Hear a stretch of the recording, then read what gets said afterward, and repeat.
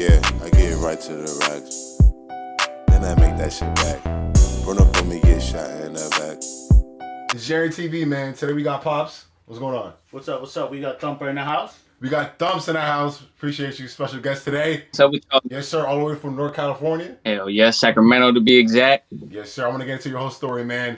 I like to start from the beginning, right, Pops? Yeah, we want to know your origins.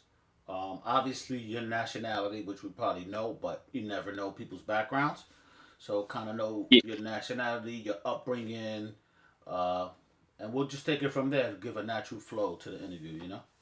Yep, it's all good. So yeah, so I'm Mexican, native, and white. But my mom's she don't speak Spanish. My pops didn't speak Spanish. I wasn't raised in a household where we were speaking Spanish and shit.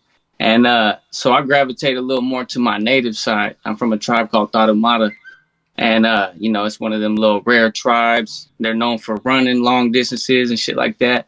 Um, but yeah, I really grew up. I would say like Hispanic, Native, a little mixture and shit like that. I grew up in South Sac. You know. Oh, that's super cool. See, this is why we ask, because you never can assume. Like, Yeah. someone will look at you like, Yeah, oh, he's 100% Mexican or whatever. You don't know with people. yeah, for real. I get it all the time. Like people automatically start speaking Spanish to me, and I gotta tell them like, hey man, I don't speak Spanish.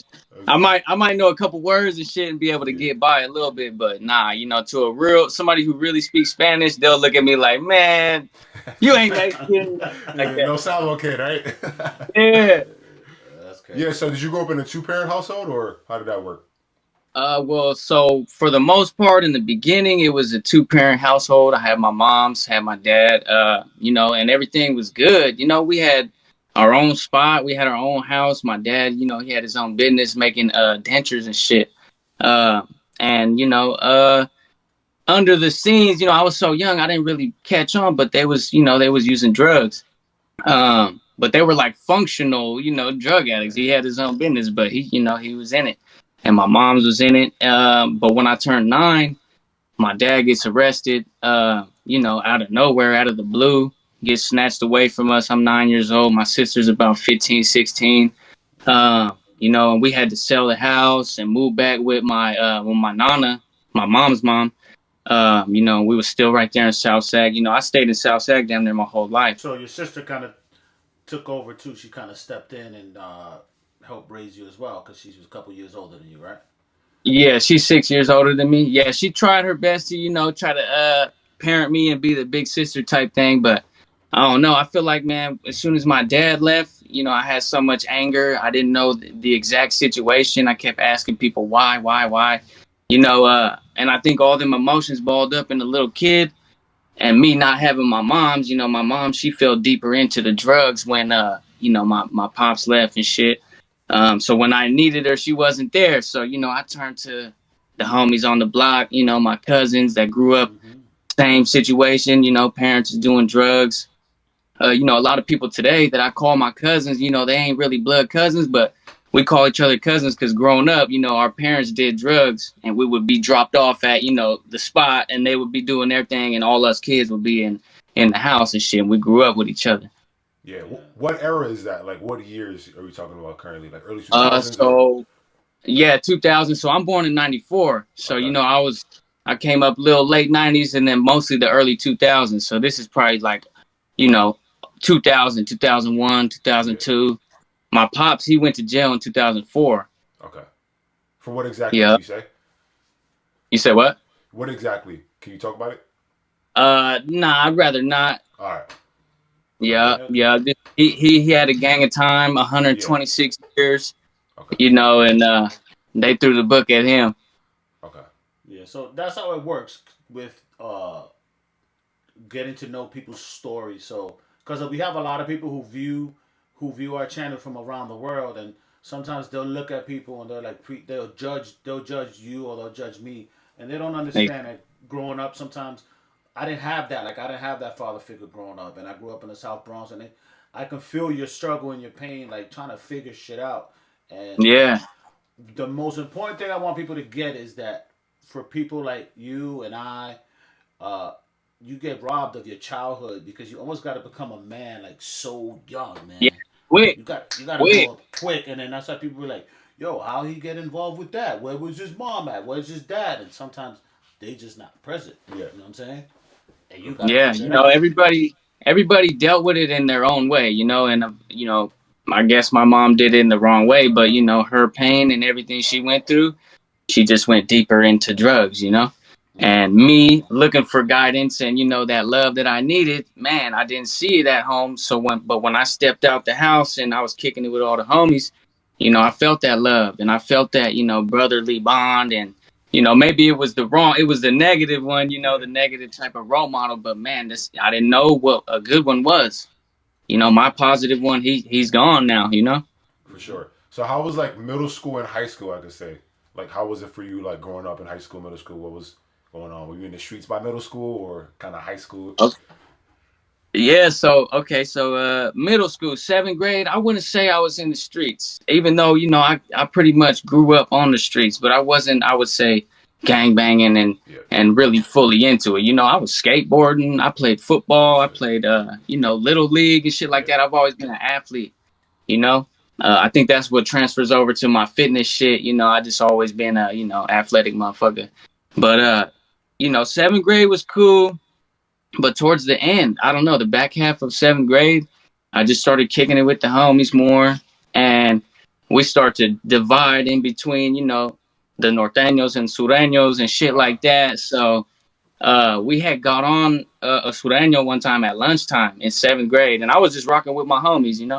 And we all got snatched up. And I went to juvenile hall real quick. Oh They wow. charged me with assault, all that Wow. type of shit. But I got let go. I was so young. So you weren't affiliated yet. It was just you with your homies, right? Yeah, it's just Yeah. motherfuckers I grew up with. So I wasn't really hip Yeah. to the gang banging and all that shit. Yeah, I just knew these is my homies I grew up with. And if they get into some shit, they're my boy. For sure. So and then I want to kind of skip to high school, right? You want to go to high school? Or Yeah, yeah. Because generally from our experience of interviewing people, and my experience from growing up in a rough neighborhood, that's the critical age right there. Like that seventh, Yeah. eighth, then that freshman year in high school is when shit really like pops off. Like Oh yeah. decisions are made. Yeah, young men, they trying to prove themselves. They got all that testosterone boiling up and all that shit. And then we coming from a place where you got to be harder than the next man. So yeah, when I got to 9th grade, I was fully in it. I was by that time I first went to juvenile hall from 8th and to 9th grade, I was already, I was a full-fledged validated with SAC PD as an Norteño, all that type of shit. Yeah, so once I hit 9th grade, and the schools in SAC, I swear, like now that I've been to prison, I swear it's set up just like prison. Like the Sureños had their own area, the homies had their own area, blacks had their own area, Asians, everybody had their own spot. It was crazy, but I didn't last more than 2 months. Wow. I'm trying to keep it cool, and I'm just so into it, and I see an enemy, I want to get down. So I'm getting suspended for fighting. The school cops is tackling me, all type of shit like that. I just didn't give a fuck about school. So you lasted 2 months, right? You dropped that after that. You're saying? Nah, so Oh. okay, this is how it happened. So boom, the 2 months got into a fight with a Yeah. Sureño, got kicked out, and then I tried to continuation school. In SAC they got them places where you can go. You go once a week, and they give you like your whole homework for the week, and then you got to do it, bring it back the next week, home studies type shit. I tried that for the rest of the year, and then I was like, nah, I told my mom, I was like, I want to go back to school. That's where all the homies was, all the bitches was, and shit Yeah. like that. So Yeah, I'm trying to go back. Boom. So I get back enrolled, and same shit. Like within a couple months, I see another one, and I'm getting down, fighting, all type of shit. And it's just a repeated thing. I swear, up until 11th grade, I did that same thing. Got kicked out, did home studies, and then tried it again, and got kicked out again. Yeah. yeah. So it's like a vicious cycle. Now, I have a question. When you say you validated Norteño, what does that mean for? Because we don't know what that means at all. Like, Like the police Okay, did that. so Yeah. yeah, so if you rolling with the homies, right? Like, so I got validated with SAC PD from school shit. So, okay. at school, you wearing red, you kicking it with the homies, or, homies that been to juvenile hall at this time, like the SAC PD has got you on file as either Norteño gang member or Okay. associate. So yeah, when I say validated, like yeah, the SAC PD at Mm. 15 years old already had me under the shit as a Norteño gang member. Okay. Yeah, I wanted to clear that up because I wasn't too sure if that was coming from law enforcement side or that's coming from like the bigger homie, the older homies side kind of thing. You know what I mean? Yeah. Well, nah, I see both ways because I was already rocking with the homies, so I was solidified. The Yeah. homies knew I was rocking the shit, and then with the SAC PD too, with the shit I was getting into, um, I was validated under their computer database or whatever. Okay. Oh, okay. So did you catch any like big case, like I guess like after high school, or maybe like where you're still like a minor? Nah, so it wasn't at the high school, but I did get locked up at 16. So, shortly after, I'm in 11th grade at this time when I'm 16, and I had fully dropped out. I was on the train in SAC. They got light rails and shit, and it's kind of like the subway, but it's above ground. But I'm mobbing to the school, the continuation school, and I'm just like really sitting back and thinking, like, what the fuck is this shit gonna do for me? School ain't gonna get me nowhere where I'm trying to get to, because I had like a one-track mind. I was in the streets and I wanted to be the biggest, baddest motherfucker there was. Um, so yeah, I just called my mom. I was like, man, I'm done. I know you're gonna get mad, but I'm cool. School not gonna do nothing for me. And at this time she's still halfway trying to be my mom, but she's on drugs. So I didn't really have the respect that people normally would for their moms. Mm. So I'm just like, I'm doing what the fuck I'm doing. I'm a grown man. At that time, that's my mindset. Yeah, Right. that's deep. So what'd you do? I guess to like 18. Like what was 16 from 18 like dropping out and then Yeah. just So 16, well, right after I made that phone call and dropped out of high school all the way, motherfuckers start packing guns and shit. So I got all this free time, and for a motherfucker with my mindset, that's a bad thing to just have a bunch of free time. And the only people I can kick it with is homies who was already kicked out of school, older homies that's riding around. And once you get into that level, everybody got pistols now. And motherfuckers is looking at you like, oh, you ain't got one? So I'm like, Yeah. I gotta get one. I've had Sureños roll up on me and what I'm saying, try to pull out guns and all type of shit. So I'm like, okay, it's not a game. So I ended up buying me a strap. 38. I bought a 38 special, right, for $75. I got the wow. jug on that motherfucker. I got the jug. $75. I got a 38. And yeah, from there on it was crazy. There was gun smoke wherever I went, I was getting into shootouts not even 24 hours before I did what I did to catch my case. Wow. So that shit elevated quick. Okay.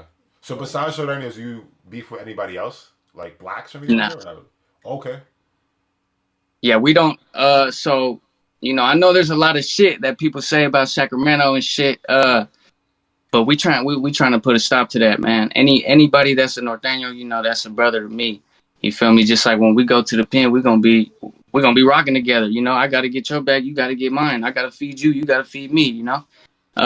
So we trying to put a stop to that. But I mean, sometimes we bump with other races. Sometimes we bump with the blacks and shit like that. But other than that, we only got one enemy. You feel me? Yeah, for And that's sure. how we're trying to keep it.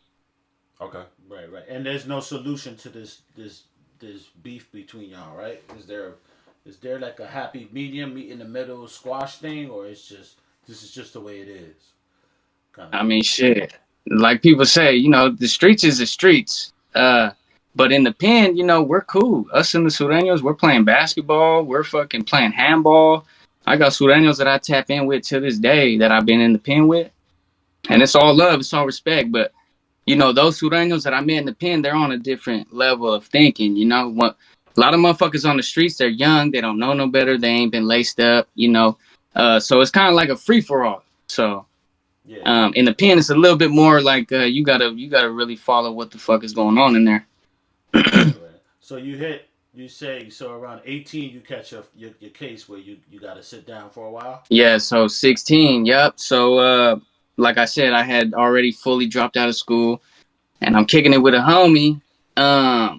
And I'm 16. He had just turned 14, so we're young. And back then, my shit was E&J. I always had a fit to E&J on me. And there was this store in Sag. It's on Franklin and Florence. It's a Food Max. And I don't know, for some reason, I would always just walk in there, grab a bottle. dip out. They wouldn't trip. You know, like I was always getting away with it. I should have been caught. It probably would have stopped me from a lot of shit. But so Right. boom, you know, I was a little alcoholic, kicking it with the homies on the block, and I had a gun on me. And so this one night, I don't know, for some reason, this homie told me to go to a different store. And this store is like in downtown, right? Downtown Sag, where there's no Sureño neighborhoods. There's, you know, it's not even a, you know, gang area. And there's a Safeway, there's a Panda Express in the same parking lot. You know, it's like a little plaza. And it's Black Friday. This is November 26, 2010. And, you know, I'm all flamed up. I got red on and shit. You know, I didn't wear nothing other than red back then. And so we're pushing up, but my mind's not even on this, right? But we're pushing up, and this car pulls up, and I see somebody get out, and he has a blue LA hat, blue Cortezes, you know, Dickies. You know, he got the look of a Sureño, right? And back then, you know, it's on. I'm a little kid, crazy with a 38 on me, so I'm looking at him, but he gets out with his girl and, you know, her two little brothers and shit. So he's on some family shit, or so I thought, because you know. I'm looking and I look away when I see his family, because I was always told, you know, that shit, you know, that ain't cool. It's off limits and shit. Right. So I try to keep walking, and my homie that's with me, he taps my shoulder. He's like, "Hey, that fool's still looking at you." And I turn around, and that motherfucker's mugging the shit out of me. Like, he had already stopped, and you know, everybody else is walking into the Panda Express. And I'm looking at him, and I'm a little ass kid, but you know, I ain't gonna back down. So I'm like, "What's up?" And as soon as I say what's up, he started gangbanging on me, all type of shit, throwing up where he's from. And I'm just caught off guard, because they really don't be hard like that, you know? So it just caught me off guard. I'm like, what the fuck? So I start banging on him back, and then I pull my gun out, and I'm like, bro, I was like, you really don't want this, like, you know, go into the store. Try to walk away, right?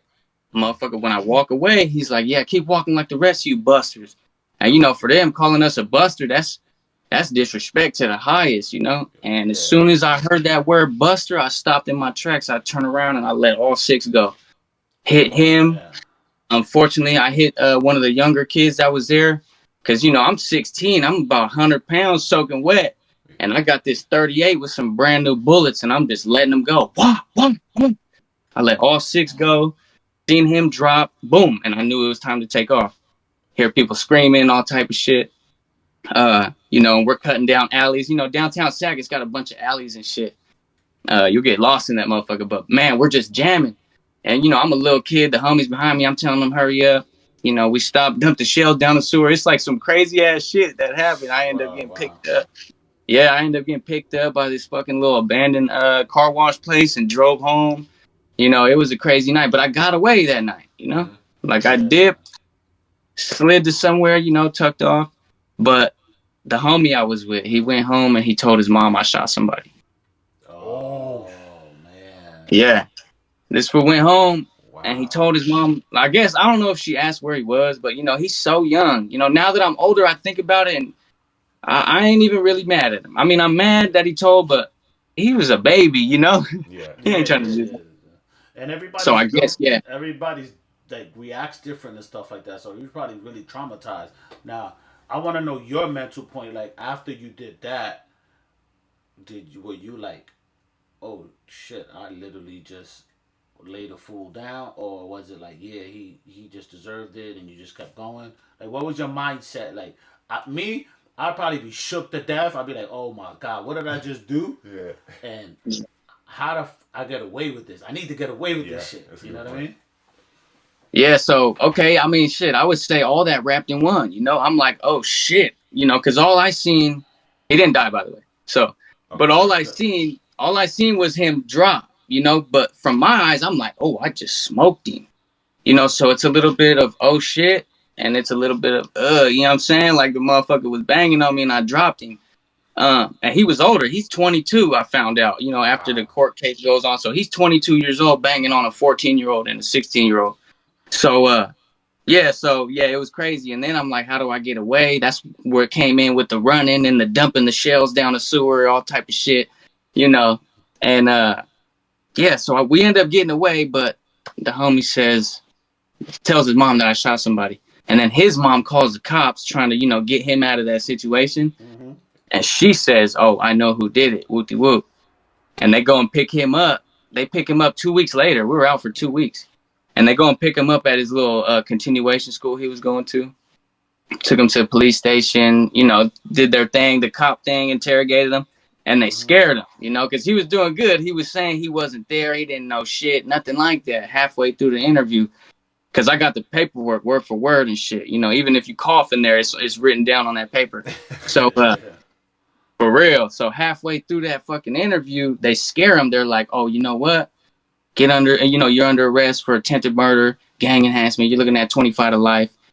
And he's like, no, no, no. And then he starts saying, Zach did it. They call him Thumper, and he's an active Norteño, and he shot, like, the whole shit. Gave him directions to my mom's house, everything. I have a question. So for gang enhancements, can you explain that real quick before you finish the story? Like, what is gang enhancements? We just saw bands get arrested in Stockton for gang enhancements. Okay. Yeah, so gang enhancements, they got a little different variations to them, but mine specifically, it was personal use of a firearm, you know, for the benefit of a street gang. So it's 186.22. That's the penal code for it. And then there's different ones. There's A, you know, 186.22A, B, I think something like that. But I had one that was 10 years added. I had one that was 10 years added, and then another one that was 3 years, 4 months added. I got a gang enhancement for each person I hit. So that added already 13 years to the crime that I committed. Wow. Oh, wow. Wow. So I guess when you went, yeah. My fault. You can finish. Then I had 2 gun enhancements. Okay. For each person I hit 2 people. So they gave me a gun enhancement for each person. One of those gun enhancements was 10 years. The other one, 3 years, 4 months. And then I had a GBI enhancement for each person. That's great bodily injury. Yep. And I think those were maybe like one of them was 3 years and the other one was like about 4 years. But altogether in enhancements, I got 26 years, 8 months. So this is a California law, right? I never heard of this in the East Coast, like enhancements, right? You never heard of that? No, but I haven't. I'm sure they have the same law, but they probably word it different. Yeah. I know that it's a lot more activity with gangs in LA because it's Cali. Cali in general. It's like we're like new to the culture, and we're like, oh, wow, like this is generational. You're talking about great grandfathers that are out here. Yeah. That repping sets, you know what I mean, for decades. Yeah, so during that time period, right? So I get locked up December 7th, 2010. So in 2010, I want to say, I might be wrong, but I think Kamala Harris was the district attorney or something like that. But at that time, if you were 14 years and up and you did anything with a gun, it was automatic adult case. You know what I'm saying? Like they didn't care. Like babies, we didn't even have mustaches, you know, in juvenile hall. We was getting 30 years, 100 years, 50 to life, triple life, you know. And then if you had a gang enhancement, like let's say, for instance, let's say somebody gets an attempted murder, but they get a gang enhancement on that attempted murder now gets bumped up to 25 to life minimum. You know, like that's the minimum. Just because you was a gang member and you did that. Wow. Jesus. Yeah. Because look, so the actual crime, right? So I had 2 attempted murders for hitting 2 people. And then I had 2 gang enhancements, 2 gun enhancements, 2 GBI enhancements. And so for the actual crime, I only got 4 years. You know, because look, so I went through trial. Took about a year in juvenile hall. At 17, I hit juvenile hall at 16. At 17, I'm going through trial. And so they dropped the attempted murders because they kind of halfway gave me self-defense. Because, you know, in the story, it shows that I tried to walk away and you know, it happened. Right. So they said I got unlawful self-defense. I don't know what the hell that means, but they said unlawful self-defense. So they dropped one of the attempted murders for the Sureño, attempted voluntary manslaughter. And that's just a fancy way to say attempted murder. But I only got 3 years for it. And then for the little dude that got hit, he was 10 years old. And he got hit in the leg from like a ricochet.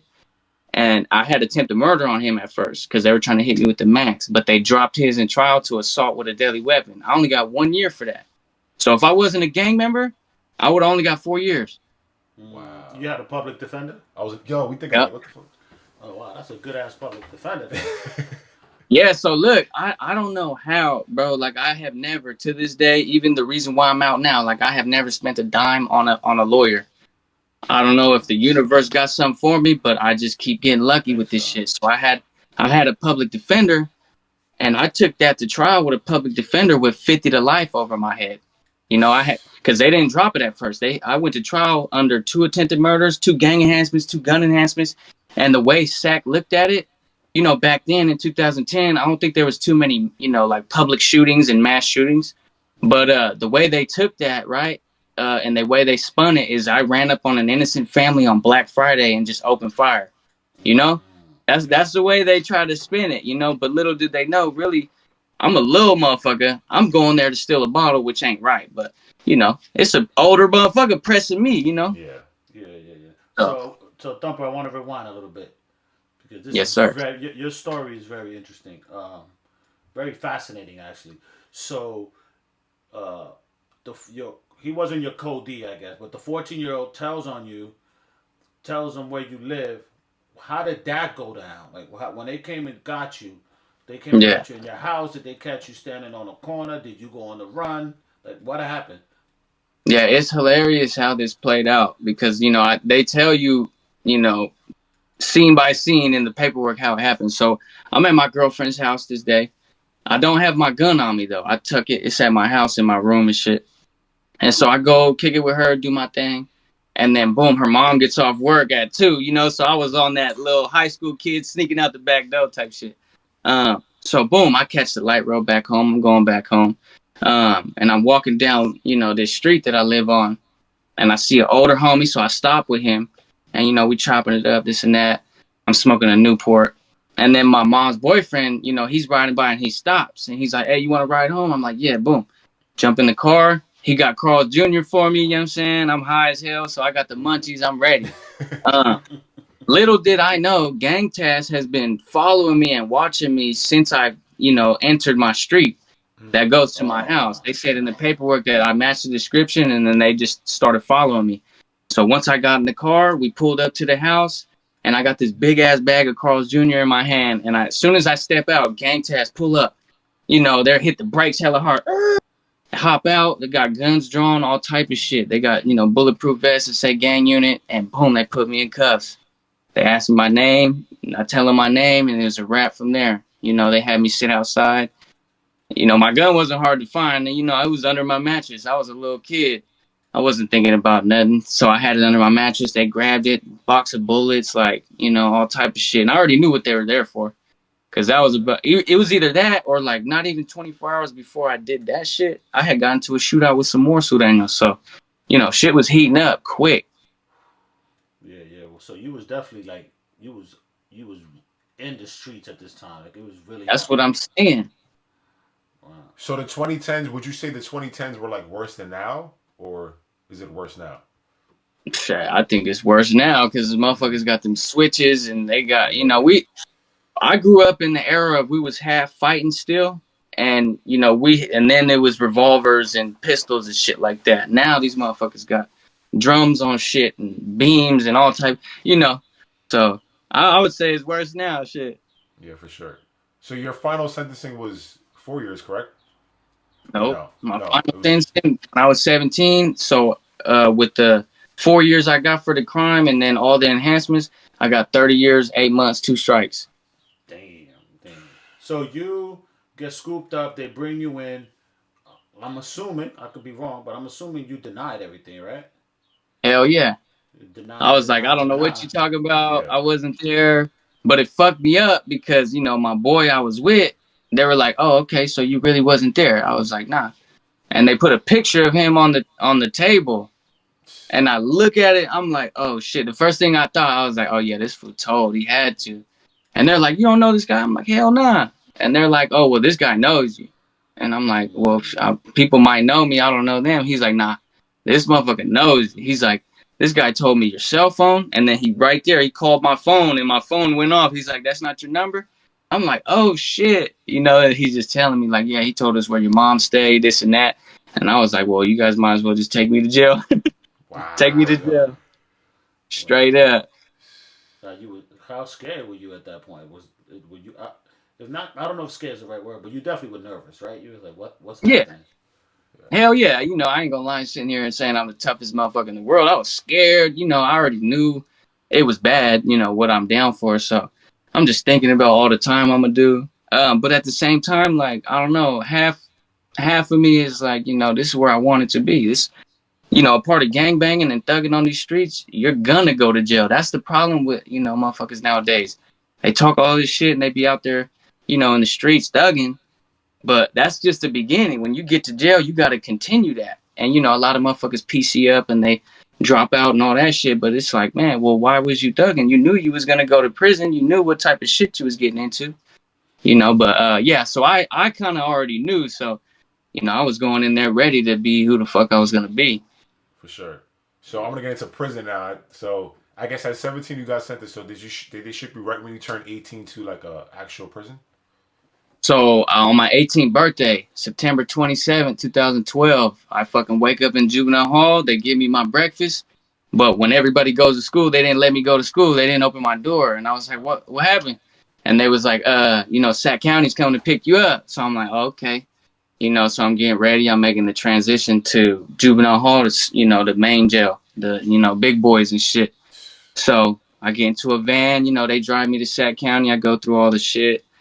But I'm only there, I don't have any charges on my booking sheet because I'm already sentenced. So it only says prison hold. So I'm there just waiting on whenever the prison bus comes, I'm out of there. So I was there for about 2 weeks. And the prison bus came, and like at 2 a.m, they had me pack my shit, shackled me up, and boom, I was off to reception. I did my reception in North Kern State Prison, B Yard, B5, B side. Okay. Did any of the people you left behind in juvenile, did they end up there? Did you see them later Hell on? yeah. Hell Yeah, yeah. so that. See, so I was in the maximum security units in juvenile hall, any attempted murders, 211s, big cases or people being tried as adults. They was pretty much in the max unit. So a lot of my homies and even, other races and shit that I was in there with, they had a lot of time. I done been on the prison yard and, I'm walking out the gate and I see a motherfucker walking up and I'm like, what's up, bro? And I give him a hug. Like, we ain't Wow. seen each other since we was eating popcorn in juvenile hall. Wow. Oh, Since wow, kids, wow, right? wow. Yeah. Damn, Since that's deep. kids, bro. Yeah, I have a question, a little off topic. What's your opinion on the prison system? Do you think that everybody should just be thrown together, like all the murderers and the rapists and the? Because maybe I'm there because I did DWI, it's manslaughter, like I ran some people over. But now they Yeah. got me in there with the goons where they just gonna eat me alive and shit. You know what I mean? Like, what's your opinion on Yeah. that? Do you think it's okay the way it is, or it's just fucked up the way it is? I mean, it's fucked up the way it is, but general population GP, we with the killers and we with all that, except for the rapists. California, we don't fuck around with that on GP main Right, lines. right, right. Them type of people, they ain't there. And if we find out they're there, they're gonna be gone. Yep. So but I don't know, the level system and the shit they're trying to do, like they're trying to mix PCs and GPs to try to force us to because they try to tell people that's GP and active, they'll be like, you go up to a parole hearing and they'll be like, oh, the next time you come up here, we need you to be PC. Like, the fuck? You trying to force me to, do some weird ass shit? Go to one of them Right. yards? But I don't know, man. I just think it's fucked up in general. Like, I understand that certain people, they should be in prison, they deserve it. But there's other motherfuckers that there's different routes for that shit. Yeah, for Yeah, sure. absolutely, absolutely. So, boom, you get 18. They ship you out. Now we you with the North grown Kern. men. Uh, Obviously, you go into the Norteño cart, right? Yeah. And are there older OGs there that you know, or is just an introduction? And I'm sure they want to look at your books and your paperwork and see what you're there for. How does that Yeah. Yeah. whole, or do you spend a whole week there not knowing nobody? Do they have you with a sureño in the same cell, or are you in a cell with 15 people? Like, what's the whole walk in with your freaking your clothes and shit walking in? Like, how does that work? Okay, yeah. So boom. So I left Delano reception on January 2nd, 2013. So I'm headed to the main line now, level 4, Salinas Valley State Prison, B Yard, right? So, and I'm 18, 120 pounds, and I'm shackled up, on my way on the bus, and all these thoughts is running through my head. Everybody says prison's crazy, like people's getting stabbed every day, type shit. which sometimes it is like that, but for the most part, it ain't really what people say.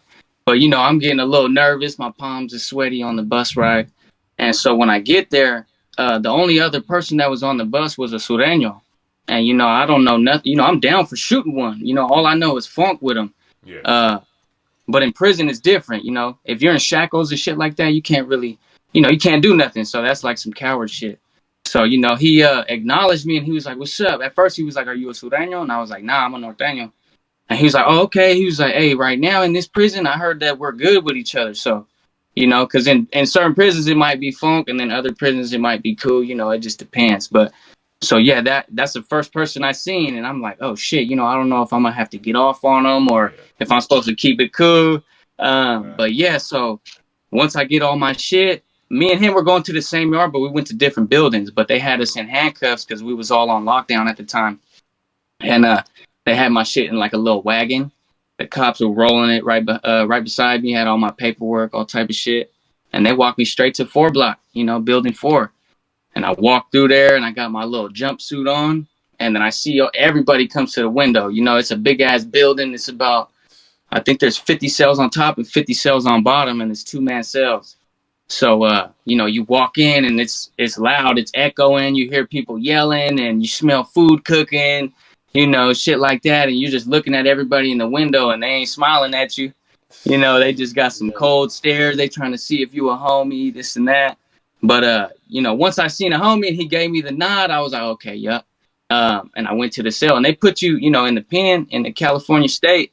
They're going to put a Norteño with a Norteño. They're going to put a Sureño with a Sureño, shit like that. So they, for the most part, they know where you go. But luckily, they put me in the cell with a homie, and he was from Sac too. It was crazy. It's not often you run into another homie from Sac like that. So the fact that I landed in the cell with him and he was an older homie, I felt good. So do they put like Norteños with Norteños to avoid problems? I'm guessing, like to avoid. Well, nah, it's just the living, the living conditions that we handle in the pen. A homie's only gonna live with a homie. It's and blacks are only gonna be with blacks, whites with whites. I don't know that rules are in place before I even got there. I'm going in there and I'm like, okay. Cause see, in Sac County, it's a little different. I could have a black celly, I could have a white boy celly, I could have a Asian celly. So it's county jail is a little bit more different, but in prison, it's really a lot about race. Okay. Yeah, it's really structured, I guess. Yeah, for sure. I got a question about the shoe. Can you just like educate us about the shoe? Like, what is the shoe exactly? Like in prison. Okay, so SHU, right? It stands for Security Housing Unit. And see, you can catch a SHU term. If you go to the hole for an assault or you catch a case with dope or something or attempted murder, you'll get what's called a SHU term. But that's not the SHU that people are talking about. When people ask about the SHU, it's Pelican Bay or Corcoran. And it's where everybody who's validated, mostly big homies, NF, MA, BGF, AB, all those big dog, motherfuckers, that's where they go because they want those motherfuckers off the lines and shit. And, I've had homies in there before they shut the SHU down. I've had homies in there since 79, from 1979 to 2016 in the SHU. Straight up, like a lot of my OGs, they got shipped off, snatched off the lines and just sent to Pelican Bay. Pelican Bay's, I think on the border of what's on top of California. I think Oregon or Washington, or it might be Oregon. It's right on the border, so it's like as far north as you can get. Far from everything. Yeah, they try to send you away. Yeah. So I guess what's the next steps from there? So you're 18, you go in, and then what's like the next path? Like, do you go to another prison from there, or? So I spent 3 years at that prison on a level 4. And cause see, you start off with points in California, and depending on your charges, how old you were, shit like that, it can either add you points or lower your points. But I had 72, and I'm fresh 18, and level 4 starts, I believe, at 64. So I was way over a level 4, so I was gonna be there for a second.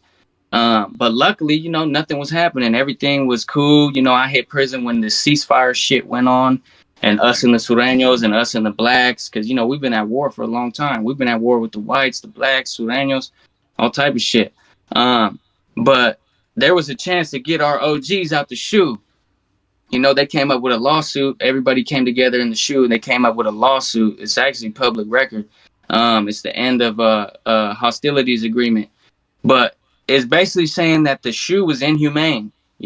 They just treated, that's inhuman to keep us locked up with no sunlight. People are dying back there. The living conditions is bad. Yeah, that's So we, insane. Actually, yeah, yeah, there's a big push to get rid of solitary right now too. yeah, To Yeah. yeah. So completely. yeah, I've had homies down there for 20, 30 years. So we went on hunger strikes. Those hunger strikes hit Good Morning America back in 2013 and shit. The biggest organized hunger strike in California state prison history and shit. And it worked. We started seeing everybody. They came up with a step down program, all type of shit, and they were kicking OG homies out the shoe for every race. And I'm talking about OGs that we only heard stories of. These are like talked of as gods and dinosaurs and shit. So to get these motherfuckers out here, it was almost to them like getting released. Because a Yeah. lot of them got life, but just to get out of the shoe and hit the main line, it's it's somewhat like getting released. For sure. So did you hit the hole at all, like during your term? Yeah, so I went for a minute. I was cool, 3 years. I had dropped points to level 3. I got shipped to a different prison, Pleasant Valley State Prison. It's kind of by Fresno, in a Okay. town called Coalinga. It's a level 3. Um, and in 2018, man, I had to get down, and me and somebody went into a cell, and the dude, came out with 21 puncture wounds, and his lung collapsed, all Mm. type of shit like that. So I caught an attempt for that. Got sent to the hole. Did 9 months in the hole fighting that attempt. Waiting on the DA to pick it up. The Fresno County DA is charging me with attempted murder. But I'm just sitting back there. At this time, I didn't know I was coming home because, like I told you before, I was sentenced to 30 years, 8 months, 2 strikes. So, I was chilling. That's a part of the game. Sometimes you got to get out. Sometimes it'll be cool. Because I went a lot of years without getting into some shit. But sometimes, you got to be ready. So yeah, I caught an attempt, and luckily, the motherfucker that was the alleged victim, when they asked him, he said he slipped and he fell. Oh Because wow. it's crazy. That was my boy. You know, like I Mm. went to the hole. I went to the hole smoking on some weed and some wax that he gave me. But last second type shit. Whatever he had going on, he got into some shit where the homies was like, "This fool got to go." Okay. And I Oh can't. wow. You know, I, you can only be cool with motherfuckers so much because sometimes shit like that happens, and I'm not gonna jeopardize what I got going on, and jeopardize my good standings with the homies if you Yeah. fucking up. So, For sure. I just had to rock.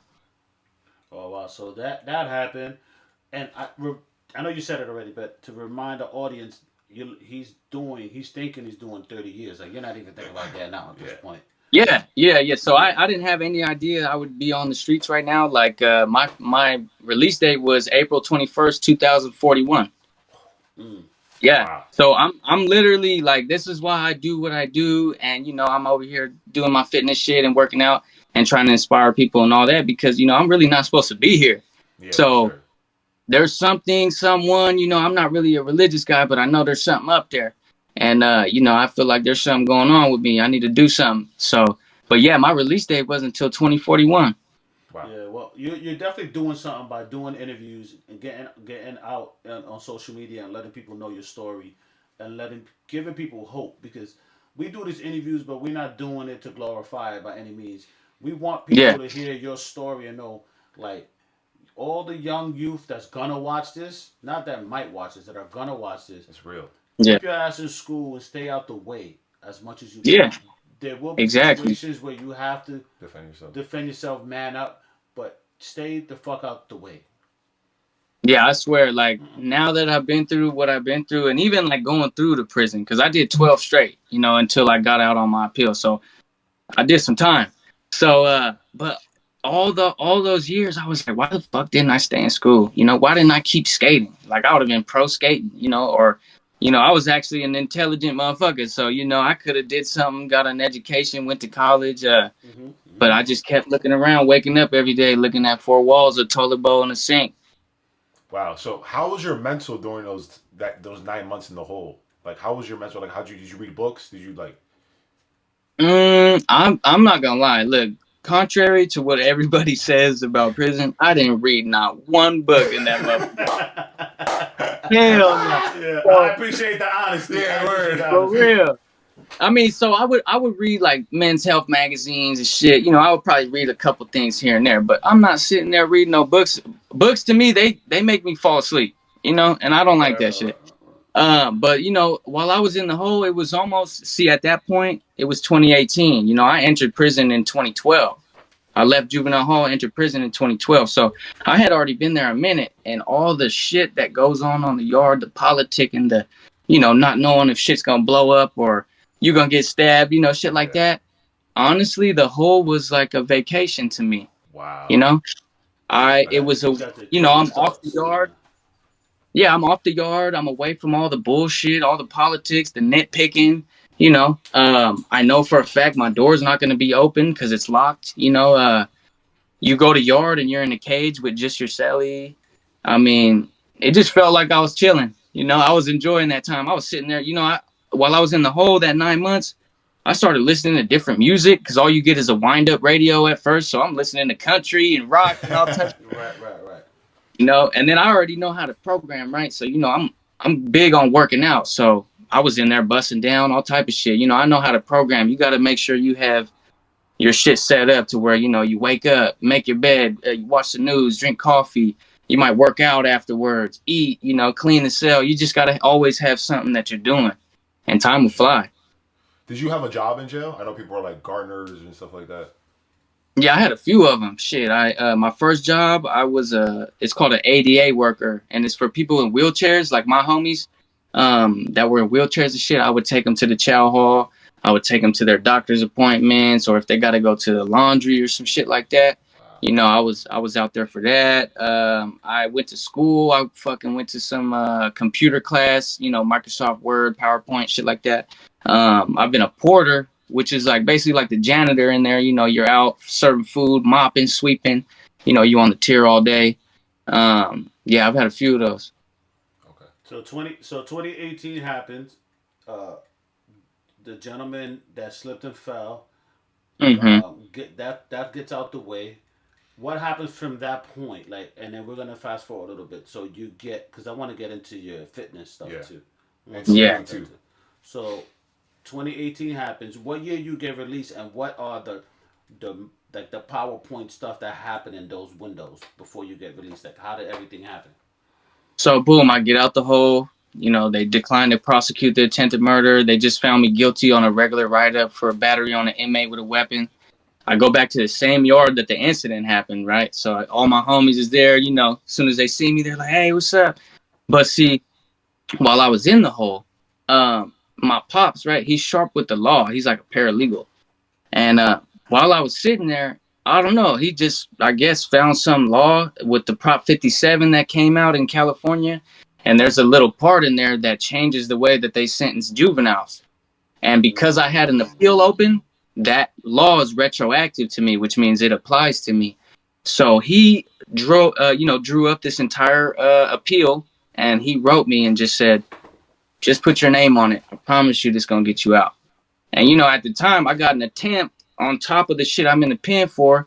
2 strikes. It's not looking good. So, you know, I didn't have nothing, you know, really else going on. So I just signed it, boom, sent it out, and I went on my day. But when I got back to the yard, maybe about a few months after I was back, I got called for legal mail. And I'm like, what the fuck? You know, I had forgot about it. I'm like, man, I don't got no appeal going on. Boom, and I open the letter and it says, "Congratulations, your appeal has been accepted, and here's your lawyer, and here's your court date." And I'm just like, what the fuck? Because, you know, 30 years, 8 months, 2 strikes. I'm not even thinking about going home. My life is in prison. Boom. So fast forward, I get picked up July 7th, 2021.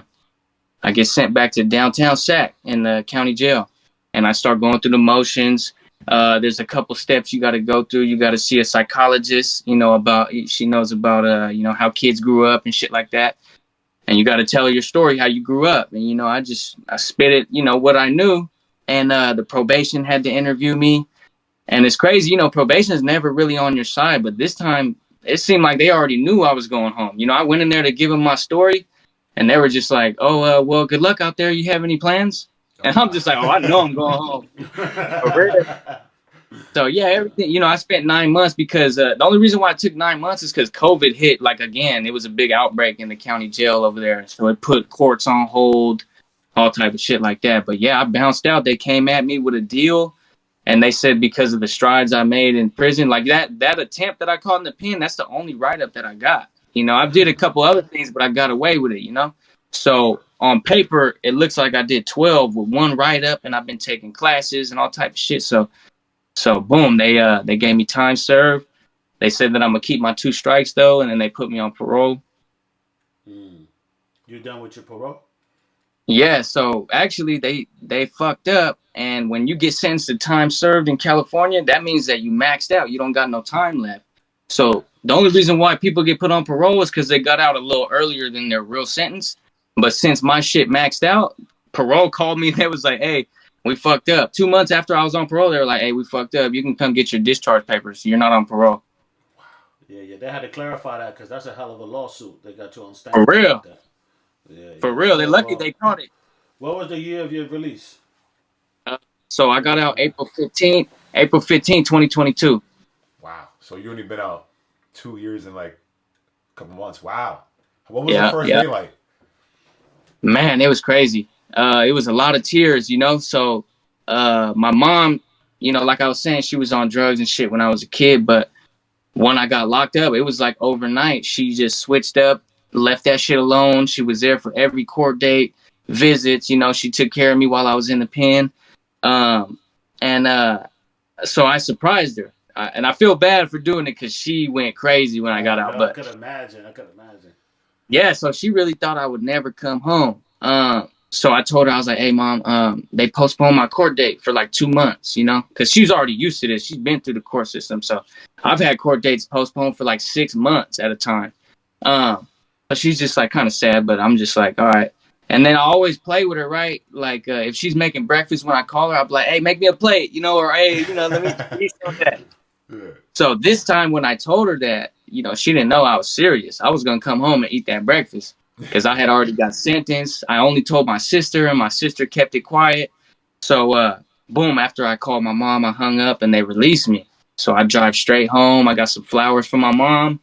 My sister gathers everybody in the, in the living room and shit, and she just loses her mind. She thought she would never see me again, Yeah, well, that's a good story.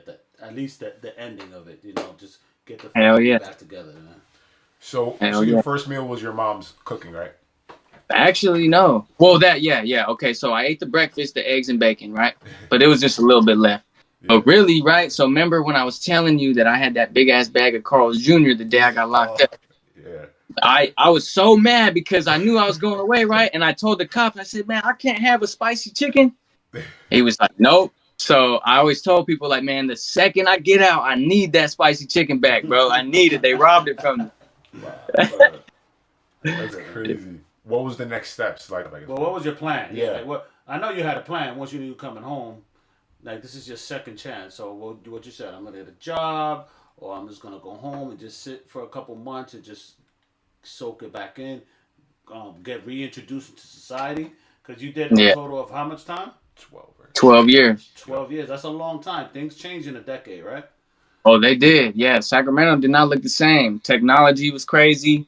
All that. Like, when I got locked up, I checked my MySpace the day before I got locked up, Like, we didn't have smartphones like that. The first touchscreen phone I used, it was in prison. So I'm getting out to all this crazy shit. But I did have a plan, the shit that I wanted to do, because I was, damn near famous in there for the fitness. I was always one of the most in shape homies and shit. And fitness is what I love to do. So, I had my eye on that. But I knew I had to go slow because I'm a little behind in the world. Everybody else grew up out here. My life stopped at 16. I had to become a man in prison. I guess the definition of a man in prison, because I don't consider myself a grown man. I'm not sitting here saying that. I'm still learning shit today. But, so my life got put on hold. And then, boom, I have to switch my whole thought process and my whole mentality because now I don't have to spend my life in prison. I'm going home. So I had to switch that up, know that I had to get a job. First thing I got was my ID, my license. You know, I started working within 2 weeks. You know, I've had a job this entire time. I'm working now. You know, so I knew I didn't want to go back. I knew kicking it with the homies, it would just lead to, you know, wrong shit. You know, Yeah, getting back in the yeah, shit. yeah. So my first fitness question is, are you natty? Yes, yes. I don't. You couldn't catch me eating a protein bar. I don't fuck with creatine. I don't do pre-workout. None of that steroid shit. You know, you got to remember this body right here that people see on the videos. It's really top ramen and freeze dried beans and prison food. Yeah, for Um, sure. and then right now, I just I got access to better food. You know, I eat white rice and chicken, oatmeal, peanut butter, bananas. You know, I stay away from soda, sugar, all that type of shit. But yeah, I'm all natural, bro. I couldn't look myself in the mirror. You feel me? Like, I don't know. I would feel like I'm cheating. That's a cheat code for people. You were 120 when you first got into prison, right? What was Yeah. your weight coming out? And how tall are you, by the way? I'm 5'7". Okay. Yeah. So yeah, I'm short. I'm a short motherfucker. That's why I had to Yeah. get buffed and strong because I'm going against grown men in the pen. But so I entered the pen 18, 120 pounds. I left 27 years old, 182 pounds. Oh, wow. Yeah, I was a big boy. Right now I'm down. I'm like 167, 165. But I feel like I look a little better and I feel a little better because I don't know. I had a lot of weight on me. I felt a little sluggish. Now I can move around and shit. Right, right, right. So how'd you get your weight up in prison? Like I know it's only 3 meals a day. So yeah, I honestly I didn't even really eat the state food like that. I was always fortunate to have canteen packages, so Okay. I pretty much got big off of oatmeal, peanut butter, and bananas. That's my go-to breakfast right there. Yeah, that'll get you big right there. That oatmeal is gonna stick to you. And then I was eating, my packages. It would never be sweets, no sodas, nothing like that. It's all, beef pouches and fucking chicken, salmon, beans, rice. Because my first Shelly laced me up. He was like, "Look, bro, you're gonna eat through your sweets in a day, but if you get a package that's full of beans, rice, sopas and fucking meat and shit like that, that's gonna last you and it's gonna be beneficial because in there, like I be saying, your body's a weapon. We sharpen it every day, so I got no choice but to be fit in there. It's a lifestyle. Survival. Is there any weights in there in prison? Just the water bags that we make. We get trash bags, fill them with water, or a lot of people got a lot of paperwork. They got big cases, so they got stacks of paperwork Wow. that are heavy. I swear, I've lifted murder cases before.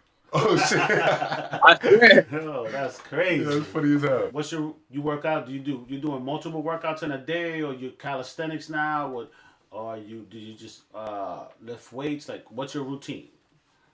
So I do everything. I don't do just one thing. I don't just focus on one thing. I only work out once a day, though. I believe, more than once a day. I don't know what you're doing. I don't have that type of energy to do that, but I just get it in. I only work out for like 45 minutes. I work out like I'm just like I'm in the pen. We got a short amount of time to be at yards, so I'm gonna get my money in, so I have time to go to store, play sports and shit like that. So, but yeah, I do burpees, push-ups, weighted push-ups, drop sets. I bench. I really try to hit everything. I work on balance. I skateboard. That's a lot of balance and legs and shit like that. That's a lot of endurance. I play basketball. I play handball. I play any sport really. Or if I do run, I'm a sprint. I'll be putting the treadmill on 10, and you know how songs nowadays they're like about a minute long, 2 minutes, so it ain't that long. But I'll sprint that whole song. But I do that because if you ever watch the track and field shit, the people who run long distances, their body, they don't got a lot of muscle mass on them. Yeah, They're kind yeah, of yeah. frail, you feel me? But you see them sprinters come out, swole, big as fuck. So, I just copy. People got that body. I'm trying to copy what they do. Yeah, they say, and I could be wrong, but they say that sprinting uh, makes your body produce testosterone. It does. I mean, I believe it. I've heard that in a Men's Health magazine. Yeah, yeah, because it's true. Like you look at, uh, I'm gonna age myself, but like the runners like Carl Lewis from Ben, he was American gold medalist. Ben Johnson, the dude from Canada, and all the people now, even the women, they all their asses up high. They're like this. They're like Yeah. muscles. And then the long distance runners are like Frail, like frail, and so yeah, Yeah. so that's important. So you do the sprinting, you do natural calisthenics, weights. Um, how something very important because everybody talks about eating. Everybody talks about do this, don't hunch over, this set, that set, superset. So essentially, you superset, and how much do you make sure you get a lot of sleep, like resting, and do you take Oh yeah. days? You take days off, like if you rock for, because he goes to the gym a lot. So I'm like, yo, don't do more than 3 days in a row. You have to let your body kind of rest. You know what I mean? Yeah, so I'm on your tip, man. So I tell people it's not only, working out is just one part of the puzzle. It's the diet goes into it, and then you need sleep. When you rip your muscles and they're sore, that means you ripped them. And to repair them is what you eat and when you sleep. When you're sleeping, it's just like putting your phone on the charger. You feel me? That's when everything repairs. That's why you got to go to the bathroom in the morning. Everything's digesting. So yeah, I try to tell people, man, you got to sleep as much as you can. Yeah, that's the point. What is the easiest way to get abs? The easiest way, well, see, this is what people, the misconception. When you do ab workouts, you're strengthening your core. But if you want your abs to show, you need to shred the fat around your stomach. So you need to sweat a lot. High cardio, high intensity cardio. I got burpee routines for people like, I tell people when I was in the pen, this personal training shit I was doing, homies that weren't in shape and they needed to lose weight or they needed to get stronger in any aspect, they would come fuck with me and homies like me, and I'll take them on a workout. I'll have them working out with me for, months at a time, so I really, I believe in the burpees, man. That's like a strength builder, whole body workout. It'll have you drenched in sweat. Okay. What's the crazy question? When you was locked down, what's the most reps you seen somebody do for push-ups? Like the strongest, because there's always one gorilla ass motherfucker, right? And he's Yeah, doing like sets of 200 or. Yeah, bro. I seen this Crip from East Coast Crip, and this dude, I was in Salinas Valley with him. I forgot his name, but I'm talking about the buffest human I've ever seen. Tookie Williams. Like, I'm talking about, like, his legs, even his ankles were buff. And this motherfucker, he hit 150 push-ups straight, but I'm talking about all the way up, all the way down. And I just was looking at him like, I don't know what kind of drug this fool's on, but there ain't no way. There ain't no way. Yeah, I seen some motherfuckers do some shit. I've seen motherfuckers do like 50 pull-ups straight, Yeah, crazy. You're pretty clean with the skating shit. I know that you had to like step away from it for like 12 years. Yeah. Did you fall back in love with it like after a while, or like right away Man, back to skating? I never fell out of love with it, Yeah. Like I said on the other interview I did, man, my dream was to be a pro skater, before the gangs and all that shit. Like, I really love skating. It's therapeutic to me to feel the wheels rolling under you and just to land the trick, So I always thought about skating when I was locked up. And I always told people, right? I was like, man, I feel like I could skate again. And motherfuckers was like, nah, you been in prison hella long. You lost that shit. Watch. And I got out. I hopped on a board, and that shit was just like riding a bike, And I honestly, I got my eye on going pro. I want to try to see if I can get some sponsors and shit. I got some shit in the works. That'd be fire. How do Hell you go yeah. about doing that? Like, how do you go pro? You have to like try out and shit? Well, yeah, there's like, different type of, it could be a shoe company, a board company, or, out here in Sac, they got PLA or FTC, skate shops and shit like that. And you could send your videos into them, email them to them or send it to them on their website, whatever. And if they're feeling you, if they like how you get down, you'll get merch, you'll get boards, shoes, and the bigger you build your name, man, they'll really turn you pro for a board company and shit. And, when I was a kid, I skated at 11. I started at 11. So, I was skating around people that were sponsored. I still got contacts that are in that world. So that's why I say it's not too crazy to say I could go pro, Yeah, for sure. Right. No, well, nothing's impossible if you put your mind to it. For sure. I want to get to our Discord segment, man. Shout out to Jerry TV Discord. If you haven't joined the Discord, join it up. I got some Discord questions that our fans and your fans even asked that. They knew you in here, you know what I'm saying? So yeah. Well, for the record, we did not come up with these questions. Yeah, this is not like me. All right. They said, I didn't make this up. They said, ask them about the time he encountered Chito Ramos in the pen. Is this true? I've never been in the pen with Chito. That's what I'm saying. Been. So look, I got a story, right? So because if you know, Chito got a 13 tatted on his earlobe.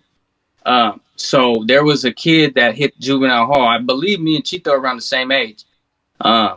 And there was a kid in juvenile hall that had a 13 on his earlobe. And the cops even told me, they were like, hey, you got a homie in here. And I went to his door and it's him. You know, Tito, he's kind of, I think he's a little taller than me, if that was him. And I see that 13 and I'm like, okay, yep. And, you know, even in juvenile hall, I was a porter. I was a janitor and shit. So I'm sweeping with the broom. And I just go up to his door and I'm like, all right, yep, 7 o'clock, they're going to let program out. So come out. And once the cops started opening the doors, if that was Chito, he didn't come out. But if it was another Sureño, that fool didn't come out. But I believe I was never in the pen with that fool. For sure. Well, the thing is, and we learned this from doing the YouTube, it's a lot of people with Twitter fingers and like they just chat. Like a lot of people drop messages and crazy comments and then they never go back and look at it again. Or they'll say something to get your reaction and then now you looking crazy because you're reacting to some 12-year-old that's you know what I'm saying? For real. Yeah. That's Hey, because I tell people, I tell people I'm still new to this. You know, I've only been doing, you know, this content shit for like 4 months. So, you know, I still got to get the hang. Oh, I didn't know that. You would have been online for like 4 months, basically? Yeah, so this on TikTok, I got 17K followers, but like on June 11th was my first video I posted. I had 24 followers. Wow, because I kept seeing you over and over because like we're in the same algorithm because like, we're in the North Cali Mexican algorithm. Yeah. So, like we see the same stuff. You know what I'm saying? Hell yeah, right. yes. Another question I got here is sorry, what'd you say? No, I was just saying I'm learning this shit. For sure. Someone said you don't have to ask this, but you don't have to answer this. But someone said asking why Nortes and Central Valley beef with each other so much. In Central Valley? Yeah, I don't know why they asked. Well, I would say homies down there don't really funk with homies. It would be more Northern Cali, like, you know, more up north, the Bay, Sacramento, shit like that, Stockton. But I'll just say that that's not supposed to be going on. Okay, for sure. That's a good answer, actually. What's your relationship with Rico Too Smooth? Do you have one? Because I know you guys are both from Sac and Norte and shit like that. Yeah, that's my homie, man. I be rocking with him all the time. That's my handball partner. You know, when he goes out to clubbing in San Ho and shit or events, I be rocking with him. You know what I'm saying? Security type shit, homie type shit. You know, he needs a designated driver type shit. You know, that's my homie right there. So was that from back in the day or like is that recent? Nah, yeah. So that's recently, right, when I started my fitness shit. You know, I had reached out to him when I was in the pen because I seen him pop in and shit. So I reached out on Instagram, you know, gave him his flowers and shit. Told him to keep on pushing. And then when I got out, you know, I had got caught up in, you know, let's just say life hit me right when I got out. So I had to adjust to some shit. I had some shit going on. But once I cleared my head and got through the storm, you know, I knew what I wanted to do. I've been saying this since I was in the pen. So I started the fitness shit. The homie, he's on the fitness shit. So we just linked up, you know, and he hit me on Instagram and it's been on ever since. You know, we hit the gym, the handball court, events, all type of shit, you know. Okay, that's fire. It's crazy because Rico has. I'm not in contact with him, but you have an open DM. Yeah, he sent us all these shirts. Well, he sent us his shirt. He's a real one. Shout out Rico. Like he sent us mad shirts. I wouldn't be wearing this if it wasn't for Rico. Put it like that. So that's the right. connection. So, but he seems like a really down to earth guy. Nah, yeah, for real. Like to see him out and about. You know, when we're in other cities and shit, it don't matter. That fool is going to stop and hold you know, we're trying to leave, but we're waiting on him. But he's over there taking pictures with fans and signing shit. But, you know, the homie, he's really about his fans and shit. And I admire that a lot about him, man. It don't matter who it is. He's stopping to take a picture, signing shit. You know, that's the homie. For sure. I guess, who's your favorite Sacramento artist of all time? Of all time? Yeah. If it's Sacramento, it gotta be Mozzie. Ooh. It gotta be Mozzie. Okay. Now, shouts out to all the OGs back then, right? But I'm talking about Mozzie. You know, we've heard growing up about Mozzie's a little older than me, but you know, I've heard about Mozzie, not even on no rap shit, you know, in the street shit. I remember Mozzie, you know, selling his CDs for $3 at the 7-Eleven. You know, and just to see him shine and to be from Sacramento and the shit that he spits, it's what I live. Like, you know, that's one of my all-time favorite rappers right there, especially from Sac. Yeah, shout out Mozzie, man. Did you get those tattoos in prison or outside? Yeah, every tattoo I got except for this one right here, I got in prison. How does that work? Do they have a guy there, or is like you just use like a pen or some shit? Okay, so in juvenile hall, I did some tattoos of mine with a staple, right? I fucking. I don't know if you can see, but right here on the webbing of my hand, Yeah. with a staple, I put XIV. You know, I thought I was hard. I caught another assault on a Sureño while I was in juvenile hall. So, you know, I thought I earned that. So I tattooed that on my hand. And then, but so in prison, right? This guy that did this tattoo, he's not even a homie. He's a blood from Pasadena, Denver Lanes, my boy Ant Dog, right? And at the time, there were homies that tattooed, but I just wasn't feeling their artwork, you know? Like I was seeing shit come out fucked up, and you know, I'm trying to get a tattoo. I got 30 years, so I need a good tattoo, you know? Yeah, Um, for sure. so I liked the way he got down, and I paid him. And he came in the cell. I had to approve it with the homies and shit like that, because you know it's another race coming into my cell. But yeah, we got that situated, and I had to have my homie in there with a banger, you know, with a knife and shit, but not to get on him, but just, you know, for security purposes, you feel me? But yeah, he was sitting there, we was chopping it up, smoking weed, he was tatting me and shit. Yeah, he made the tattoo gun out of a fucking CD player and a fucking Bic pen and shit like that. That's crazy. Did you ever try Yeah. to rap? You ever had like a rap phase in your life or not really? Yeah, man, I tell everybody, you know, if you've done real time, you tried to rap at one point or another just to pass the time. That's what's up. I kind of like that. It's not everybody needs to rap, right? I like how you're doing your fitness thing and stuff like that, because not everybody needs to be a rapper. There's other ways to make money and stuff like that, you know? Yeah, absolutely. Yeah. Are there any questions you have for us? Anything that you might have a question about, or I don't know, do you even see our content, or does it come across your TikTok, your timeline, or what's the connection? Nah, yeah, you guys pop up a lot. Even before I even started my pages and shit, like, you know, I would watch you guys on YouTube and shit like that. I know you guys cover a lot of Northern California and shit. You know, I seen a bunch of reactions that you guys did to J-Bo and shit. So yeah, I've been seeing you guys. And I was tripping. I was like, nah, no way are they trying to reach out to me. You know what I'm saying? But you know, I just feel like it's an honor, man. I appreciate you guys. You know, motherfuckers like me.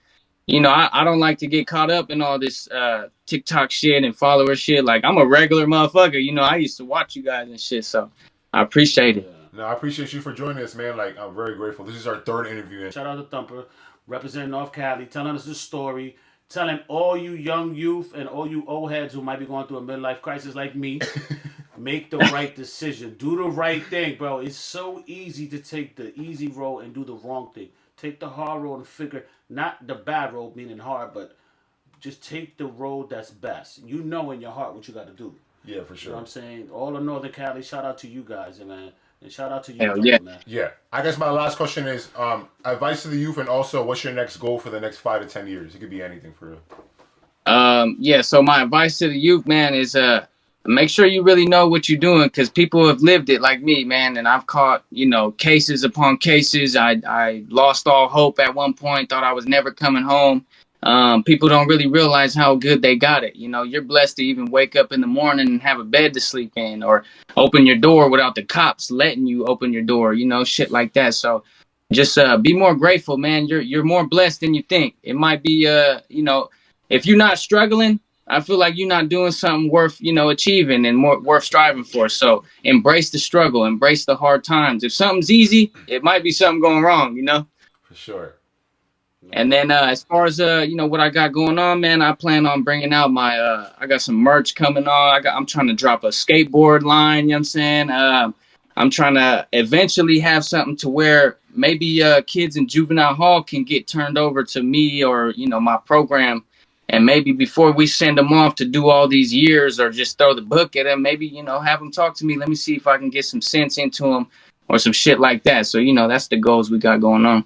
For sure. Are you planning to do like a fitness course, or like open like any fitness, like train people? Have you been doing that kind of? Yeah, so I do personal training. You know, I got a couple people that's took the challenge and joined the Thumpz program, man. And, you know, I'll be meeting up in the gym with them. I got one that's in San Diego. You know, I do it through FaceTime and text and videos and shit like that. But yeah, I do personal training. You know, another goal is to have my own spot, because it's kind of hard. You know, I don't have a lot of time to be personal training hella different people. So I want to get a spot where I could just have everybody come, maybe kick it, pay for one day, and spend a whole Saturday, or pay for the weekend, and you could buzz down with me and, you know, give you the game and all type of shit. Hey, if you're in Northern California area, man, reach out to Thumpz. He's going to get you right. We're going to definitely put all your ads below. Shout out to all your ads, your TikToks, all that. Facebook, it doesn't matter what it is.